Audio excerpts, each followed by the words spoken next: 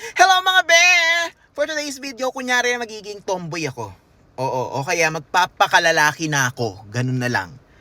Ito yung, for me, hottest job ng mga babae na jujuwain ko. Ganun. Chef. Huy!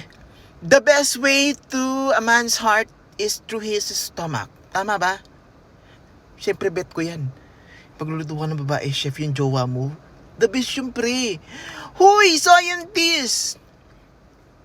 Parang sobrang talino, gano'n.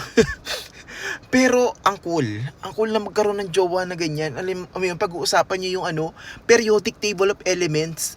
Wow, pre, swabe yun. Pero number 8 ko lang yan. O baka maubusan ako ng element 7. Painter, wow. Painter, gusto ko siya. O gusto ko yung may artistic kineme. Tapos gagawin niya pa akong model. Ganon. Number 7. Wow, ballerina. Yung ballerina naman, parang sakto lang, oo. Parang worry pa ako sa paa niya nito eh. So number 10 lang. Hindi ko masyadong gusto yung ballerina. Vlogger, tapos content mo ko, jowa mo ko. Ganyan. Parang dito ko na-realize na gusto ko na lang palang hindi magpakalalaki. Oo, kasi parang gusto ko, may jowa ako na lalaki, na vlogger. Ganyan, ay, maroon.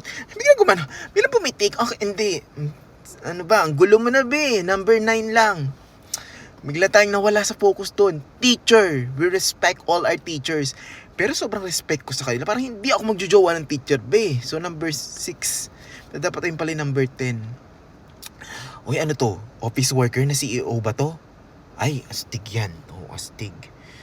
Pero kung minsan, ito rin yung mga terror eh. So, number 5 lang.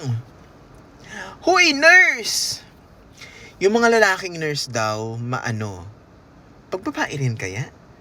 Huy, pero hindi dapat yun yung basis ng jojowain natin. Pero number 4 na lang yung spot mo dun, be.